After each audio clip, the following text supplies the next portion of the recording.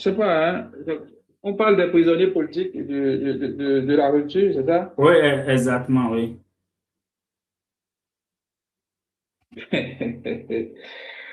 Mais écoutez, on connaît les figures. Tellement ils sont nombreux que parfois on oublie, on perd certains noms, hein, on perd, on ne se retrouve plus. Chaque fois quand on veut parler, on ne fait que citer les noms les plus connus, le grand public, tels que Joël Aïwo, Ricard Madougou. Mais au-delà de ces noms, il y a des personnes inconnues du grand public qui croupissent en prison pour des questions d'opinion, qui croupissent en prison. Et on le sait très bien. Donc, c'est des gens qui ne sont même pas connus du grand public qui sont laissés à leur sort. Nous avons connu les événements de mai 2019 qui a fait que beaucoup de jeunes ont été incarcérés. Et après, d'autres sont sortis. On ne sait pas le sort de d'autres personnes. On a vu comment la prison a détruit quand même des femmes comme Nadine Okoumensou, hein, qui a même écrit un livre par rapport à cela. Écoutez, je pense que nous avons franchi le Rubicon depuis que le président Patrice Talon a instauré la criette. Et nous sommes restés passifs, sans rien faire. Je pense qu'on devrait normalement, quand je prends du recul, on aurait dû combattre la criette dès le début, tel que les gens ont combattu le certificat de conformité en mai 2019. Si la criette avait été combattue dans les rues, un peu partout, en son temps par l'opinion publique et tout le monde, il y avait une psychose générale pour combattre cette criette, cette coup d'exception. Parce que c'est cette coup d'exception qui est le bras armé juridique non, le bras armé judiciaire du régime de la rupture. Vous voyez? C'est cette cour qui gère tout ça. Donc, on aurait dû combattre cette cour afin de limiter les dégâts, mais nous avons laissé passer. Et qu'il vous souvienne que cette cour a commencé par le dossier de Sébastien Adjavon, un dossier qui a déjà été clôturé totalement et qu'on est allé ressusciter du jamais vu. C'est au Bénin que moi j'ai vu un truc comme ça une première fois. Si des gens ont vu ça ailleurs, bon, peut-être ils peuvent nous le dire. Un dossier qui a été clôturé depuis et on crée une cour d'exception après et qui, de manière rétroactive, va chercher un ancien dossier pour maintenant ramener ce dossier sur tapis. C'est triste. Ça a commencé là, les problèmes ont commencé à ce niveau. Et aujourd'hui, lorsque on appelle quelqu'un pour aller à la criette, c'est problème. Écoutez, vous savez, souvent quand on parle de prisonniers politiques et autres, les gens ont tendance à dire si quelqu'un ne se reproche rien, qu'il aille répondre de ces dates. Non, non. Parce que être prisonnier politique, ce n'est pas une affaire d'être coupable ou non coupable. Être prisonnier politique, c'est d'abord, quand je me base sur les tests de l'ONU, être prisonnier politique révèle certains critères. Premier critère, lorsqu'une personne est détenue en raison de ses opinions politiques, c'est un prisonnier politique.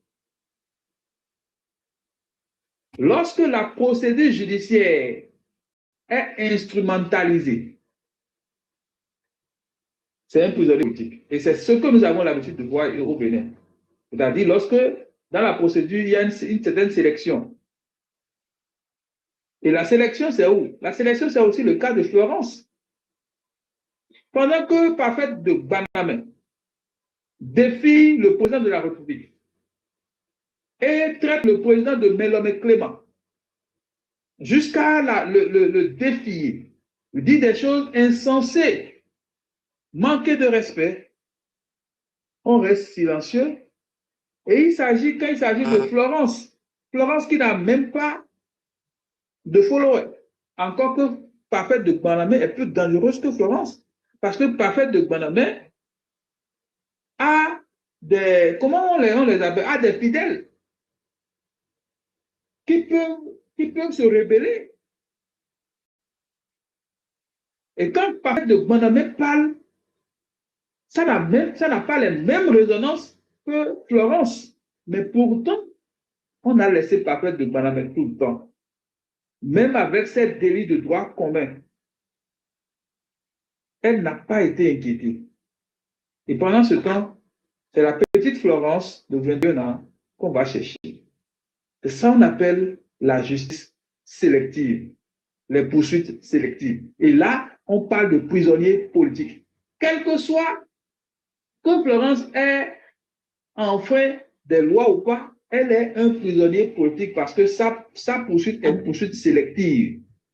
Et en plus, Florence, elle seule, est détenue en raison de ses opinions politiques. Donc, je parlais des critères. Ça, c'est les deux premiers critères. Le troisième critère, quand on parle de prisonniers politiques, c'est lorsque la détention vise à neutraliser un adversaire politique. Lorsque la détention vise à neutraliser un adversaire politique. Ce que je dis, je n'ai pas inventé, hein, c'est dans les tests de l'ONU. Parce que souvent, quand on demande au gouvernement prisonniers politiques, ils vont vous dire non, il n'y a pas de prisonniers politiques, ils ont fait ci, ils ont fait ça. L'ONU a établi les critères pour déterminer les prisonniers politiques. Donc, le troisième critère ici, c'est lorsque la détention vise à neutraliser un adversaire politique. Quand je dis ça, vous vous rappelez de qui? Adjamon Sébastien. Adjamon Sébastien, le premier adversaire politique du Parti Talon, c'était Adjamon Sébastien. Encore que c'est lui qui lui a accordé ses voix pour qu'il devienne président.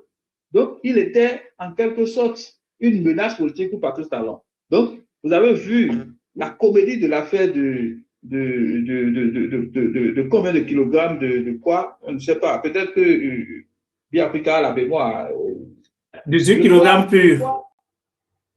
18 kilogrammes de quelque chose pur, voilà. Voilà. Vous avez vu la comédie, c'était tellement amateur.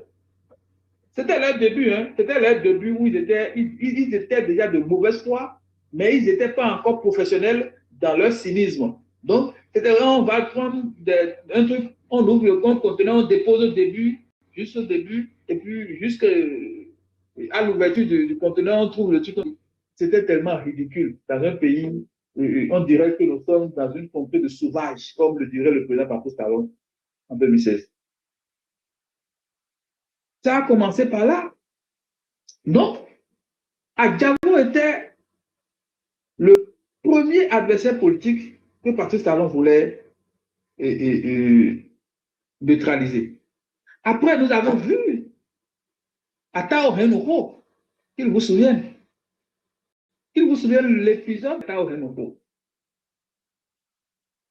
Après Atao Henoko, vous avez vu l'épisode de Rikiat Madougou et de Joël Aïvor, qui étaient aussi des adversaires politiques, qui étaient des challengers. Comment un opposant, c'est-à-dire les candidats à une élection, un président qui est aussi candidat, les fait arrêter? Ce n'est pas possible. On fait arrêter ces challengers pour une élection. Oui, donc, ce sont des données politiques. Quelles que soient les preuves qu'ils vont sortir, quelle que soit leur culpabilité établie, les tests de l'ONU sont clairs. On dit, lorsque la détention vise à neutraliser un adversaire politique, c'est un prisonnier politique. Le quatrième critère, c'est lorsqu'il y a rupture manifeste de l'égalité devant la loi. Rupture manifeste de l'égalité devant la loi. Qu'ils vous souviennent l'épisode de Robert Boko et de Oswald Omeki. C'est à cet épisode de notre parcours politique que nous avons compris qu'en réalité, en matière criminelle devant la criette, Le présidium doit être composé de 5 magistrats, c'est-à-dire un président et 4 assesseurs. Ce qu'on ne respectait pas. Et là, les avocats de Olivier Bokor ont relevé cela. En plus, ils ont refusé la juge Christelle Adonon. Les avocats de Olivier Bokor ont refusé la juge Christelle Adonon. Pour quelles raisons? Georgia seul pourra vous le dire, les raisons pour lesquelles les avocats ont refusé Christelle Adonon. Elle a le secret. Georgia, ça va sortir de la bouche de Georgia, pas de ma bouche. Et malgré cela, malgré que la criette n'a pas respecté les tests, la criette donne comme argument de ce que dans les pratiques, ça a toujours été comme ça. Entre les pratiques et les tests, on fait quoi? C'est-à-dire, nous sommes dans une république où on vote les lois et l'État ne respecte pas les lois et l'État dit que c'est comme ça, nous avions toujours fait. Ça veut dire que vous étiez dans l'illégalité depuis et on devrait, normalement, dans un pays responsable, dans un pays normal, dans un pays, dans un état de droit, on devrait rétroactivement aller chercher tous les justiciables qui ont été jugés dans ces conditions et les faire profiter de ces vices de procédure.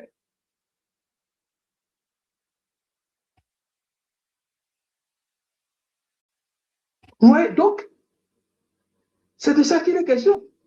Mais on dit non, on va évoluer comme ça. Ce qui est pire, on va jusqu'à faire un procès expéditif. Le procès expéditif ici est marqué comme l'un des critères pour déterminer un prisonnier politique.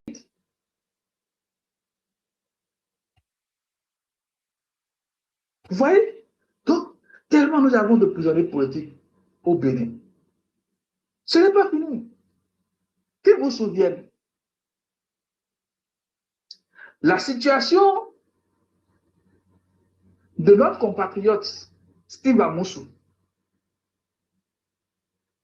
Steve Amoussou, dont le régime de la rupture soupçonne d'être l'autre là, comment il s'appelle? Le fantôme qu'on n'a jamais connu. Frère Onvi. Le frère Onvi. C'est Vie Africa qui connaît les gens des médias. Moi, je ne garde pas les noms. Donc, on soupçonne Steve Amoussou d'être le frère Onvi sans pouvoir apporter des preuves. Et vous savez l'épisode de frère Onvi. On envoie des civils, des délinquants, soi-disant de MMA. Et comme par hasard, ces délinquants sont dans un centre de formation appelé Revioso, dont le promoteur serait le directeur du Sénine. Le directeur du Sénine serait le promoteur de ce centre de Revioso, comme par hasard. Et que ces délinquants vont traverser la frontière pour aller dans un pays voisin,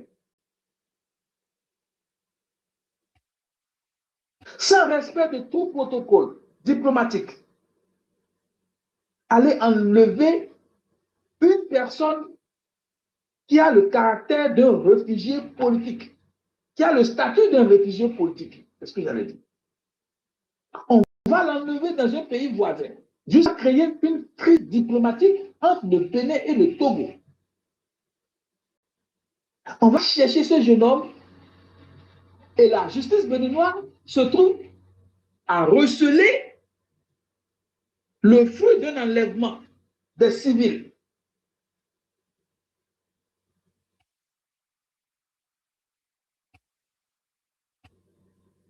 Et vous vous souvenez de tout ce qui s'est passé, de l'histoire. Qu'est-ce qui s'est passé?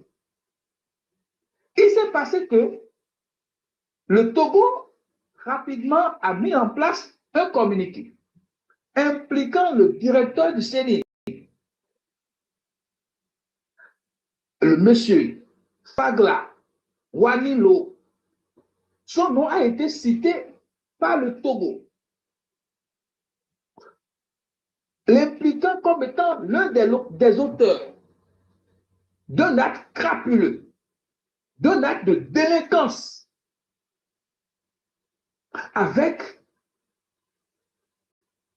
ses apprentis du MMA, de son centre privé, qui n'est pas un centre reconnu par la justice, mais qui n'est pas dans notre organigramme judiciaire ni policier. Et qu'est-ce qui s'est passé? On a précipité, on nous a organisé un simulacre de procès pour rapidement laver l'honneur du directeur du CENI. Et vous avez vu avec quelle célérité on a géré l'affaire des délinquants qui sont allés chercher les gens et on a laissé celui-là même qui est la victime croupi en prison pour rapidement gérer le cas des délinquants qui sont allés chercher, je ne dirais même pas des délinquants, c'est presque des criminels. C'est presque des criminels, c'est un acte criminel d'aller chercher des gens au-delà des frontières, cagoulés, c'est un acte de rebanditisme. Et tout ceci s'est passé sous le régime de la rupture, du jamais vu. Du jamais vu dans un pays de droit, un pays réellement qui se respecte. On dirait que nous sommes dans une république bananière. Je ne suis pas l'auteur de cette expression, c'est mon aîné qui m'a enseigné cette notion. Et pour aller loin, on a fait un procès rapidement pour donner un simulacre de peine aux auteurs de ces actes. Et ces auteurs, vous les avez vus la dernière fois. Je ne sais pas si quelqu'un a remarqué ces auteurs qui sont allés enlever Steve Amosu. Ils étaient présents lorsque Speed était là. J'ai remarqué l'autre là, le coach là, qui est court avec, il a teinté les cheveux là. Il est parmi les auteurs que le Togo avait cités. Il était là, il était en présence du directeur du CENI. Il a dit, celui-là qui a commis cet acte aussi crapuleux, non seulement, je ne sais pas s'il a réellement fait la prison, je ne sais pas, ou bien il a eu du suicide, mais on l'a réintégré dans un centre. Si le directeur du CENI lui-même sait que l'acte que ce monsieur, supposons que le directeur du CENI n'est vraiment pas impliqué dans l'affaire, mais que de ses apprentis ou bien de ses collaborateurs de son centre privé soient impliqués dans une telle affaire et qu'il n'a pas pris des mesures administratives au sein de son entreprise privée pour se séparer de ce collaborateur qui a commis ce acte. Est-ce que cela ne donne pas l'impression qu'on trompait le peuple et que ce collaborateur a travaillé sous l'ordre peut-être de son patron? Puisque le collaborateur a été réintégré et il travaille toujours dans le centre Redioso en question. Le centre Redioso est finalement quoi? Est-ce que c'est le bras civil pour faire des opérations clandestines illégales de notre régime en place? Pour d'interrogation, il faut qu'on se pose des questions. Il faut qu'on se pose des questions de ce qui se passe dans notre pays.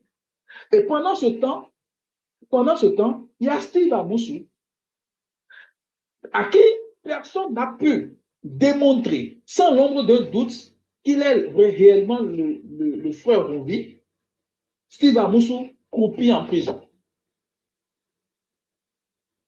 Jusqu'aujourd'hui, pendant que ces détracteurs, les vrais délinquants sont en liberté et ils vivent très bien même. Il faudrait qu'on remémore les histoires pour que les gens puissent comprendre. Parce que si nous sommes amnésiques, on ne peut pas savoir pourquoi nous sommes contre ce régime. Parfois, On est certainement contre le régime qu'on se demande finalement pourquoi on était contre le régime. Et on oublie la chronologie de tout ce qui nous a conduit à être opposants de ce régime. C'est la chronologie de tous ces faits-là qui ne nous concerne personnellement pas. Mais pourtant, en tant que citoyen, lorsque tu te lèves et tu entends ces injustices, ça fait mal. Et c'est la chronologie de tous ces faits qui ont peut-être révolté la petite Florence. Pour aller loin, nous avons encore connu l'épisode de notre frère Watowede. Notre frère Watowede Shadrach, le panafricaniste, le coordonnateur national de l'urgence panafricaniste de Kémy-Séba. Un jeune brillant, intellectuel, carré, qui ne vient pas déblatérer sur les réseaux sociaux, qui parle avec responsabilité, parce qu'il aurait évoqué certains sujets qui gêneraient peut-être l'esprit du régime en place. Il est aussi incarcéré. Et comment il a été arrêté? Comment il a été arrêté? Georges va vous expliquer comment il a été arrêté. Dans des conditions un peu confuses. Dans un pays appelé Bénin, gouverné par le président Patrice Talon. Nous sommes allés loin. La cerise sur le gâteau, c'est le cas de l'autre journaliste là. Rappelle-moi le nom. Et puis après, je sais que tu le connais. Hugo Sossoukwe. Oui, je voulais même te rappeler le russe, que dans ta chronologie, tu as oublié, mais je sais que tu vas en venir là, que MMA Revioso était aussi de l'expédition punitive d'Abidjan contre Hugo Sossoukwe. Ah, ce détail-là, tu vois, c'est toi qui veux me donner ce détail parce que moi, je n'avais pas ce détail. Toi, tu es dans le secret des dieux, dit Africa. C'est ça ce que je dis. Toi, tu es dans le secret des dieux. Vous voyez? Et c'est justement pour ça que le MMA Revioso, là, il faut se poser des questions sur ça. Il faut investiguer. Aujourd'hui, nous n'avons plus des journalistes d'investigation. Il faut investiguer sur ce MMA Revioso pour savoir quel rôle il joue. Est-ce que le rôle qu'il joue est légal? Si on veut avoir un service de renseignement civil, ou bien on veut avoir quelque chose comme la CIA, si le Bénin veut avoir un truc comme la CIA, il n'a qu'à légaliser. La CIA est légale. La CIA est légale. Si Patrice Talon a envie d'avoir la CIA pour faire des opérations clandestines au-delà des frontières, il n'a qu'à légaliser cela. Ça doit passer par une voie légale. Mais dans ces conditions, ça devient de la délinquance. Oui, donc nous avons connu le cas après de Hugo Sossoukwe, ce jeune brillant journaliste qui informait le peuple béninois. Et je ne sais pas en quoi l'arrestation de ce jeune homme pourrait pourrait quand même favoriser le développement du Bénin. C'est-à-dire, en quoi ce que ce jeune homme disait pouvait empêcher Patrice Talon de développer le Bénin. Jusqu'à ce qu'on enfreint, on mette même en péril l'ordre public international. On défie l'ordre public international. On viole l'ordre public international pour aller chercher un simple journaliste qui plus est a encore une carte de réfugié. Ce n'est pas un acte de banditisme entre deux États. Parce que nous n'avons jamais eu aujourd'hui la confirmation que Hugo Sossoukwe soit présenté à un tribunal avant qu'on puisse acter son extradition vers le Bénin. Voilà les conditions dans lesquelles nous sommes. Et tant que les choses sont comme ça, on ne peut que parler de prisonniers politiques. Il ne faut pas nous dire que non, quand il disait telle chose ou telle chose, on était non. Être prisonnier politique, ce n'est pas dans le fond, c'est dans la forme. C'est le statut de la personne qu'il faut voir. C'est les procédures de son arrestation. C'est comment la justice a été instrumentalisée. Voilà les prisonniers politiques qui sont peut-être des prisonniers politiques vedettes qu'on connaît. Il y en a encore beaucoup, beaucoup, beaucoup, beaucoup qu'on ne connaît pas. De petits jeunes, parce qu'ils ont écrit sur les réseaux sociaux. Et nous avons vu le razzia qui s'est passé. On a profité de cette affaire du 7 décembre pour faire le razzia de tous ceux qui gênent. On a envoyé mandat d'arrêt international pour limiter les déplacements de Kali Seba et de Sabi Sira Congolais parce que voilà les bras communicationnels de l'autre côté qui gênent.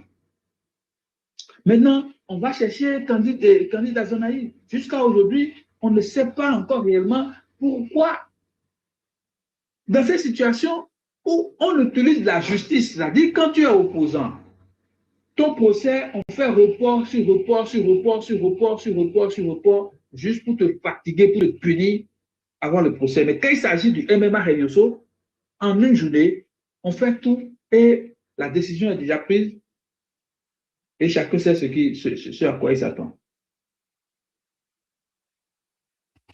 Bien Africa, je pense que je ne veux pas trop monopoliser la parole. Il y a tellement de choses à dire. Nous n'avons que parlé des vedettes, des prisonniers politiques vedettes, mais il y a les autres dont on ne connaît même pas leur nom, ils sont pleins.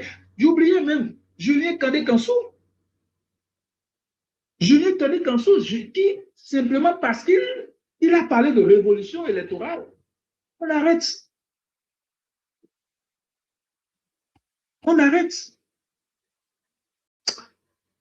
Le général Roudeillon, merci. Voilà encore quelqu'un. Le général Philippe Roudeillon. Moi, je l'appelle général. Le général Philippe Roudeillon qui a été arrêté. Et qu'il vous souvienne les conditions dans lesquelles il a été arrêté. Vous avez vu l'épisode, vous avez vu le film. Et en voulant l'arrêter, on va même arrêter son neveu. Son neveu qui passait tout le temps dans nos lives ici. Et il passait dans mon live et puis on le recevait, on composait. Ils ont arrêté le neveu. Qu'est-ce que le neveu a à voir dans cette affaire? On arrête le neveu et depuis là, je ne sais pas s'ils ont déjà relâché le neveu ou pas. C'est bien Africa qui a fait. Non, il est toujours en prison. J'ai même organisé une émission il y a à peine 2 semaines sur son cas. Et puis, c'est quand même déplorable. Comme, je ne sais pas si c'est tu es juriste dans le code de procédure pénale, le délit de proximité. Cela veut dire qu'on va chercher Pierre, on voit Paul avec lui, on ramasse les deux, on va jeter en prison. C'est quand même déplorable. C'est comme on a une république qui n'a plus de tête. Mais on a arrêté, on a manqué Pascal Tigri, on est allé arrêter Alassane Tigri. J'ai posé la question hier au porte-parole du gouvernement de savoir. Je lui ai dit, mais vous aviez dit que les putschistes ont lâché volontairement. J'ai utilisé le mot volontairement. Je savais pourquoi je l'ai utilisé. Les putschistes ont lâché les officiers, les otages volontairement dans la zone de Tchaourou. Bon, et ils sont partis. J'ai demandé, mais dites-nous, est-ce qu'il y avait eu un accord formel ou informel entre-temps pour que, bon, vous puissiez laisser les putschistes pour récupérer vos otages? Ou bien, bon, comment ça s'est passé? Vous avez dit qu'ils ont pris dans un pays voisin. Quel est le pays voisin? Le porte-parole me dit que non. Non, moi je préfère vous jouer. Hein. Si ça ne te gêne pas à Biafrica, tu vas écouter la réponse du porte-parole. Ok, donc si tu as ça sous la main, tu peux jouer. J'ai bien ça sous la main. Je vais te jouer ça. Je pense que. C'est le délit de proximité. Hein. On cherche Pierre, on voit Paul, on ramasse Paul, c'est tout. On veut toujours quelqu'un. Je pense qu'il y a beaucoup de gens qui portent le nom Tigre qui sont en train de demander à changer leur nom de famille pour ne pas être ramassés aussi. Voilà la réponse de votre parole.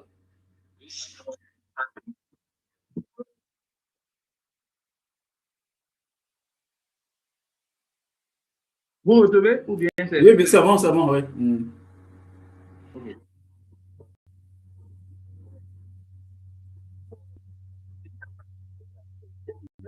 vous avez un niveau de quand vous avez exprimé votre préoccupation.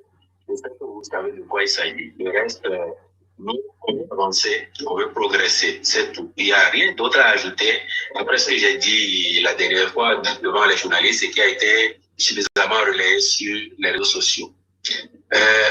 Après le 7 décembre, c'est une coïncidence. Vous tirez les conclusions que vous voulez. Vous connaissez votre pays, vous connaissez nos traditions. Donc, le reste, faites-vous votre idée sur la base de ce que nous avons déjà expliqué chaque fois et expliqué. Nous avons à nous préoccuper de nous développer, de régler nos problèmes. Mais après le 7 décembre, dites-vous des politiques interpellées et vous notez silence en ce qui concerne la procédure relativement à M. Tigri. Non, pourtant c'est le même traitement, que ce soit M. Tigri, que ce soit les autres. Nous avons dit, vous savez que M. Tigri fait l'objet aussi d'un mandat. Donc on a dit ça pour tous ceux qui étaient concernés. Après, on ne revient pas sur les réseaux chaque jour. Le gouvernement s'entend pour dire, nous recherchons telle personne, nous recherchons telle personne. Les instances compétentes font leur travail. Le jour où elles réussiront à mettre la main ou à se faire livrer les personnes recherchées, nous serons au courant. Donc, à mon avis, il n'y a pas lieu de parler d'un règlement de compte. Non, le traitement, il est le même. Si M. Tigri se cache quelque part, si un jour ou l'autre, grâce à la coopération ou bien les mécanismes du droit international, nous réussissons à répondre de ces actes, l'opinion en sera informée.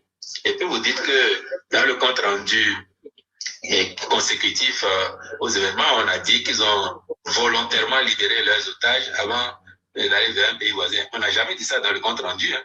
Moi, l'adverbe... Écoutez bien ce qu'il a dit. Il a refusé qu'ils n'ont jamais dit ça. Mais vous allez finir par entendre ce qu'il a dit par la suite. Écoutez bien. Volontairement, je ne l'ai pas écrit dans le compte rendu consécutif aux événements. On a dit qu'ils ont volontairement libéré leurs otages avant d'aller vers un pays voisin. On n'a jamais dit ça dans le compte rendu. Hein. Moi, l'adverbe volontairement, je ne l'ai pas écrit dans le compte rendu. Et avant de faire un pays voisin, relisez bien le compte rendu, vous allez voir. Maintenant, si vous voulez dire, ils sont dans un pays voisin. Oui, nous les soupçonnons d'être dans un pays voisin, dès lors que au moins nous savons qu'ils sont sortis du pays. S'ils ne sont pas dans un pays voisin, à tout le moins, ils sont à l'étranger. Donc, nous savons qu'ils sont sortis du pays. Vous ne voyez pas que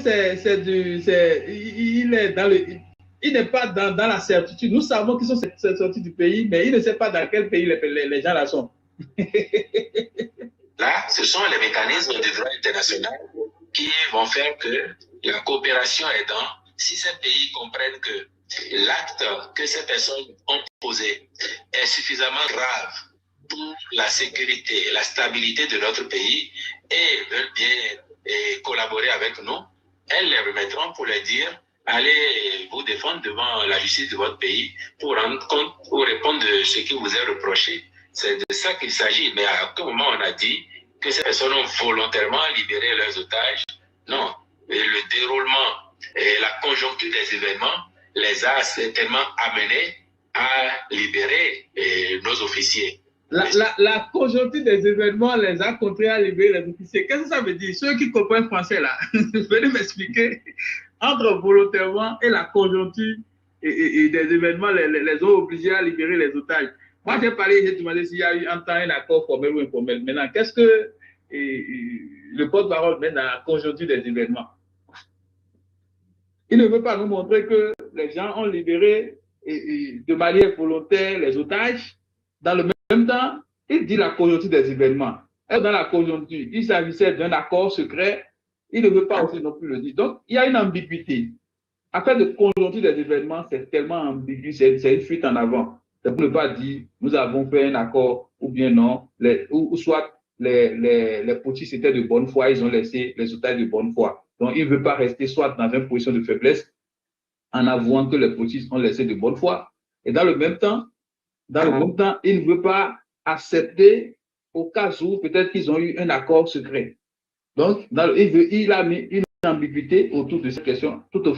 En tout cas, pour toute personne qui analyse bien, on doit savoir qu'il y a une ambiguïté à ce niveau-là. Donc, bien Africa, pour finir, c'est pour te dire simplement que les prisonniers politiques au Bénin, ça devient de trop. ça devient trop. Et si on ne fait rien, je pense que de nouvelles prisons sont en train d'être construites. Et je suis sûr que, connaissant bien le président Talon, on peut tout lui reprocher, mais il faut savoir quand même que c'est quelqu'un qui sait bien planifier les choses. Donc, et s'il est en train de construire des prisons, c'est parce qu'il a certainement une ambition pour Alafia prison 2030-2060. Il a déjà estimé le nombre de prisonniers qu'il peut y avoir à l'horizon 2030. Donc, les gars sont dans le détail. Donc, s'ils sont en train de construire des prisons, c'est certainement, ils ont déjà fait tous ces calculs. Donc, ils ont dit que, bon, on aura besoin encore de tels millions de prisonniers. Donc, il faut prévoir tout ça. Tout ça, c'est dans la vision 2061. Donc, apprêtez-vous les amis. Merci beaucoup, Biafrica. Je fais mon micro. Ouais, merci beaucoup, Russe. Et dans tout, tu as tellement relaté de façon fidèle l'expédition togolaise là. Et puis, n'oublions pas que dans cette affaire, ils ont dit que M. Steve Amoso aurait reçu d'un Béninois résident en Indonésie un virement bancaire vocal. C'est la première fois que j'ai entendu l'expression. Je ne sais pas si on a des banquiers. Son nom, c'est Aïe. Ah oui, mais c'est un Aïe qui aurait envoyé 10 millions par virement vocal ou bien quelque chose comme ça. Donc, ils ont tellement... Et comme par hasard, ce sont les collaborateurs du directeur du CEDIN qui sont les chasseurs du trésor. Ouais, le récupérer. Comment on les appelle? Ceux qui vont chercher les gens pour prendre des primes là. Ils ont encore un autre nom là. Les chasseurs de primes ou bien quelque chose comme ça. Non, il y a des particuliers dans les films qui sont prêts à aller chercher des gens pour des primes. Quand l'État... Les cops. Bien applicateur la parole. Ok, merci beaucoup. On va écouter quelqu'un d'autre. Monsieur Jean-Claude, est-ce que vous êtes là? Monsieur Jean-Claude, pardon. Voilà, les chasseurs de primes. Les chasseurs de primes, c'est ça l'expression. Les chasseurs de primes. Ok, monsieur Jean-Claude apparemment, il n'est pas là. Monsieur Larson avait demandé une motion en temps. Monsieur Larson, est-ce que vous voulez votre motion? Il y a plus tard. En fait, ce soir, de la qualité du débat, j'ai envie de faire un petit plaisir à nos compatriotes. Et si tu le permets, à la fin du live, le meilleur tapoteur, tu me montres et je vais faire un petit geste. Ah, ok. Tapoter et que à la fin, vu que c'est toi qui as le propos, on le monte, on le fait un petit geste. Allez les amis, on va découvrir le meilleur tapoteur du Bénin ce soir. Ok. Donc, la balle est dans votre camp. On va voir la personne qui va pousser le plus le live en tapotant le live ou en partageant aussi. Ok, donc, monsieur, c'était la motion. Donc, c'est bon. Georgia, est-ce que tu voudrais reprendre la parole? Je ne sais pas, en temps, juste, je vais voir. Oui, ça a pratiquement dit ce que je voulais dire. Puisque moi, j'ai évité de monopoliser la parole. Mon but, c'était de pouvoir identifier un à un des gens qui sont sur la photo là et qu'on rappelle leur histoire. Et surtout, je voulais aussi revenir sur l'arrestation de Azanaï, qui a été très sournoise et qui a été aussi distraite parce que en ce moment, on parlait de partout de tentatives de coup d'État de Tigri, de Tigri et autres. Et c'est dans cette lancée-là qu'on a arrêté. Ça a été fait sous le silence total. Et ça n'a pas fait du bruit. Sinon, on connaît tous Azanaï. Vous voyez, Azanaï ne peut pas être arrêté comme ça. Et quelques temps plus tard, on apprend qu'il y a un mandat de dépôt. Et c'est dans cette lancée, justement, qu'on l'a arrêté. C'est dans le cadre de tentative de coup d'État de Tigri. Et voilà, on a posé la question au menteur national et il nous distrait comme d'habitude. Il ne donne jamais de réponse concrète. Et voilà, là, c'est seulement ceux qui sont en prison qui ont été arrêtés illégalement. On a arraché la caméra sur le mur de Watoide, on a pris son ordinateur et tout.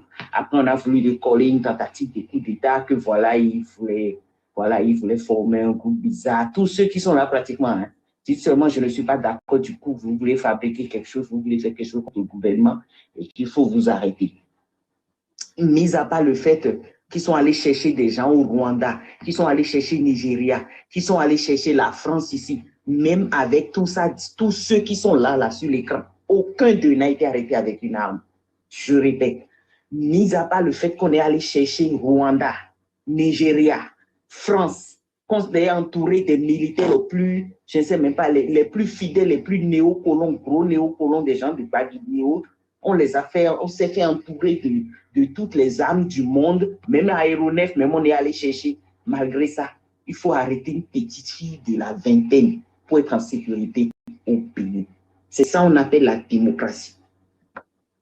Et il y a un discours qui m'avait le plus choqué, mais personne n'en parle. Je me souviens, Pierre Africa l'a joué ici, on a fait un bon live là-dessus, où le président vous dit mauvaise démocratie vaut mieux que pas de démocratie du tout, voulant donner des leçons à l'AES. Ça, c'était après, c'était le 2 janvier passé, où il nous donnait des leçons sur le panafricanisme, le panafricain des réseaux sociaux, où on devait rentrer au pays pour venir agir sur le terrain. Et c'est ça. Parce que ce que nous dénonçons, tous ceux qui sont sur cet écran pratiquement l'ont fait. Je dis pratiquement. Parce que les Olivier Boucon, non, moi je les exclus de ce que je dis. Omeki, je l'exclus. Quelqu'un a cherché, il trouve là-bas. Et récemment, on a vu ça, c'est ceux qui ont la chance qu'on a retrouvés vivants. Ceux qu'on a menés en Côte d'Ivoire pour Djala. Ceux-là, on ne les connaît pas. Dans l'affaire de tentative de coup d'État de Omeki, on a vu ici des sacs, s'il vous plaît quand même. On nous parle de 5 milliards de francs, non? Si j'ai bonne mémoire. On prend un sac vide de 23 kilos qu'on a accroché à une voiture. C'était ça qui comportait plus de 5 milliards de francs. Et NCA Bénin même est sorti de la Côte d'Ivoire ici pour dire les gars, écoutez, arrêtez de mentir sur nous. C'est-à-dire, notre banditisme, ça ne reste pas entre les quatre. Mais avec IAI, au moins, c'est resté entre nous. C'est resté au Bénin. Quand on nous disait 25 milliards plus 25 milliards égale 45 milliards, au moins à l'extérieur, on entend votre président médiateur, on a fait ça, on a fait ça. Non, avec celui-ci, il a gâté tout. On est entouré par 4 pays. 1,5 milliard, merci. Tapez seulement 1 milliard pèse combien? Pour voir combien de kilos qu'on peut mettre dans un sac de 23 kilos et accrocher à la voiture. Et le sac est encore froissé. C'est ça là qu'on nous a présenté comme preuve pour donner 10 ans de prison, pour donner 20 ans de prison. Je vous assure, la criette n'a rien de légitime dans un pays démocratique. La criette est une honte. Parce qu'en aucun cas, on ne peut condamner des gens à autant d'années sans preuve. Ce n'est pas possible. Juste basé sur des spéculations. Et M. Romaric a dit quelque chose tout à l'heure de très intéressant. Il dit, mais quand vous assistez à ces choses-là, à ces procès, vous avez comme l'impression que vous n'avez jamais été à l'école, en fait. C'est un marché. Moi, j'entends cette raisonnement, je me dis, mais comment peut aller à l'école des années pour venir parler, pour dire de telles choses, des années. La dame Payja, elle est en prison. Vous savez ce qu'elle a écrit? C'est la fête. C'est la fête. C'est la fête. C'est tout. Non, mais les maudits, quoi, en fait. C'est la fête, c'est tout. C'est tout ce qu'elle a écrit. Non, Georgia, Angela Payja, elle a été mise sous convocation. Elle a été mise sous convocation, oui. Elle n'a pas été arrêtée. Oui, elle a été arrêtée, écoutez, mais elle n'est pas en prison. Ah, d'accord, pardon. Autant pour moi, pardon. Parce que là, ce que j'ai appris, c'était qu'elle avait été arrêtée. Ça m'a vraiment fait tout là. Mais voilà. Et ensuite, elle n'était pas seule. Il y avait un autre, voilà. Il y avait un autre, c'est la fête. Et il y avait un autre qui disait, voilà. Et même M. Romaric, ici, ils ont crié ici qu'il fallait aller l'arrêter et tout. Voilà. C'est un peu ça. C'est un peu ce qui se passe, en fait. Et ça va même au point où il y a quelqu'un ici, il descend d'un live, il dit, voilà, on m'a appelé, on m'a dit, j'ai reconnu ta voix, je te connais, donc j'irai dire, on viendra t'arrêter parce que tu es monté dans un live où on n'aime pas le président. Et on les fait trembler, on les fait peur. On cultive l'ignominie, la bêtise. Je le répète, le Bénin, c'est le seul pays dans le monde entier où au plus haut niveau étatique, on insulte le panafricanisme. Même ceux qui ne sont pas panafricanistes reconnaissent que c'est une lutte noble. Allez écouter les dévancés, les autorités de l'Union africaine aujourd'hui. La dame, là, j'oublie son nom. la dame de l'Afrique du Sud, elle le dit ouvertement. Même si vous n'êtes pas d'accord, même si vous ne pouvez pas faire la même lutte que l'AES parce que vous êtes des lâches, au moins soutenez, parce que c'est une lutte noble. Parce que ce qu'on veut aujourd'hui, c'est que nos pays soient représentés dignement devant le Conseil de sécurité de l'ONU, qu'on arrête de nous embêter. Et ça va encore plus loin. Merci bien Africa pour avoir relayé la publication du Frère Kojo sur la découverte de 11 millions de barils de pétrole inventés de toutes pièces.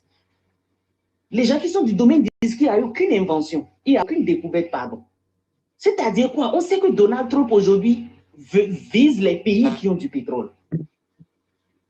En un mot, c'est un appel. États-Unis, venez passer par nous pour venir, venir casser l'AES, en fait. C'est tout. C'est un jeu, en fait, qu'on joue. Je ne sais pas si vous êtes au courant de cela. Donc, en fait, nous avons, comme je l'ai dit, l'Afrique de l'Ouest aujourd'hui, nous avons une géopolitique qui est en train de se redessiner. C'est très dynamique. Et pour cela, nous avons un pays qui est en train d'installer une dictature immense, du jamais vu. Du jamais vu. C'est la fête. On vous interpelle. Du n'importe quoi. Un à un peut passer sur ces gens-là et montrer-nous une seule preuve concrète. Aucun d'eux n'a présenté une preuve concrète pour qu'on les enferme. Aucun d'eux, pour qu'on enferme du moins. Et le plus pitoyable, le plus honteux, c'est la petite fille de la vingtaine qui n'a pas dit un seul mensonge pratiquement. Allez, écoutez, il y a des coquilles, c'est vrai. Mais au fond, là, qu'est-ce qui se passe? C'est quoi le problème? On me dit, elle a incité la première dame. La première dame, ce n'est pas un poste politique. Hein. Le poste de première dame n'a jamais été reconnu par les trucs là, comme qu'une institution internationale ne reconnaît ce poste comme un poste politique. Et première dame, ce n'est pas un poste politique. On ne lui doit rien. Elle parle de première dame, elle insulte encore que vous dites ainsi. Je n'ai pas vu là où elle a insulté. Elle dit, ma chérie, toi, tu es une femme aussi, donne de bons conseils à ton mari. Je ne sais pas, c'est où la chose en fait. C'est exactement comme si elle me parlait à moi ou à Tata Mogoupé, ou je ne sais pas. Ce n'est pas un poste politique. On n'a aussi aucun accord avec elle. C'est au Bénin, les gens sont tellement Dieu que la famille, le cousin, tout est Dieu. Parce que le président au pouvoir, ça c'est en Afrique qu'on voit de telles choses. Le président, ce n'est pas un roi. Donc franchement, je reviens sur la solution pour dire que nous avons vraiment besoin d'éradiquer nos populations et surtout de mettre en avant les livres parce que chez nous, il n'y aura plus de politique de livres, ça n'existe pas. Moi, j'ai même cherché récemment quel code régit le truc des auteurs, comment on appelle la littérature au Bénin. Je n'ai pas vu, il n'y a pas de code. Il n'y a pas de code. Je vous assure, tu veux te faire enregistrer en tant qu'auteur, parce que vous savez que c'est mon domaine, j'écris et tout. J'ai cherché partout, je ne vois pas. On me met sur le code normal de tout le monde. C'est adéquat. Auteur ou pas, c'est la même chose en fait. Il n'y a pas. Alors que dans d'autres pays, c'est la chose la plus sacrée. On dit l'enfant qui lit sera un grand qui pense. Je me souviens, la bibliothèque où moi j'allais derrière choses là-bas, derrière cette bibliothèque a fermé, c'est devenu un restaurant avec chambre de passage en haut. C'est ça, au fait, ce qu'on promet aujourd'hui au Bénin. Et résultat, on a des adultes. C'est-à-dire, vous demandez, mais attends, je rêve ou quoi? Les gars, sincèrement, arrêtez la bêtise. Le monde entier nous regarde. On nous montre de la main gauche. Un à un, passez sur eux. S'il va mourir ici à 22 h dans un autre pays, on est allé le kidnapper. On a crié ici, c'est pas possible. Là, après, on nous dit non, qu'il y a tentative de coup d'État, que c'est ami du gouvernement parce qu'ils ont consulté leur talon phare là pour dire que quelqu'un est lancé clair, va tromper. Donc, du coup, il faut aller créer quelque chose pour attraper celui qui est lancé clair. Sans aucune preuve, sans aucune preuve. Un scénario bidon, récemment qu'on a tué des gens dans ça. Là. Un à un, montrez-les et dites-nous ce qu'ils ont fait. Les étudiants qui se playaient avec bus à bus d'étudiants de combien là même, là encore c'est pire. Les bus n'existent plus. On bastonne, on enferme, on bastonne, on enferme. Si vous travaillez ou vous faites tout là, mais pourquoi faites tout ça? Regardez tout ça. Imaginez les enfants, je le dis encore, hein, c'est des orphelins partiels que vous avez fabriqués là. Et on s'attend à quoi? Au fait, ceux-là en prison, ça apporte quoi au pays en fait? À quel moment arrêter ceux-là à développer le pays? À quel moment? Parce que libres, ceux-là sont tournés de l'argent dans le pays. À quel moment? 10 ans, 20 ans. Avec l'autre, là, je ne vais même pas en parler. Ça dit que c'est moi qui l'ai dit. Je ne vais pas parler d'elle. Je préfère ne pas en parler. Si ces gens-là arrivent à se regarder dans le miroir, je sais que c'est du népotisme. Si ce n'est pas copine, mariée aussi, tôt ou tard, vous allez me dire, c'est un parent éloigné des talons. Tôt ou tard, ça va sortir ici. C'est de ça qu'il s'agit. Et l'autre, on a créé tentative de coup d'État avec Boko, il est devenu colonel. Maintenant, c'est général avec Tigri. Bientôt, les liens de parenté vont sortir, vous allez entendre. Et ça fait que ça. Bref, monsieur Biafrika, il faut le dire, nos peuples vraiment, nous tombons trop bas. On nous monte de la main gauche et c'est médiocre ce que nous faisons. Les preuves sont là. Le 7 décembre passé, quand il y a eu tentative, nous avons vu sur 4 pays qui nous entourent, c'est un seul qui a réagi. Un seul. Et le seul encore, c'était le drogué officiel des États-Unis. Ce n'est pas moi qui l'ai dit. Le seul qui a réagi. Niger n'a pas réagi. Burkina n'a pas réagi. Togo n'a pas réagi. Faites le point. Quand on a 1 sur 4, ça fait 2,5 sur 10, ça s'appelle médiocre. Médiocre. Et quand on ne sait plus d'où viennent les ennemis, c'est ça. On enferme tout le monde, on crée des bagarres partout. Et ça ne fait que tuer, ça ne fait rien de bon, rien de bon. Ce n'est pas, c'est pas vous qui allez en souffrir, c'est nous, nos frères et sœurs, c'est les citoyens qui vont en souffrir. En fait. Merci, monsieur Biafrika.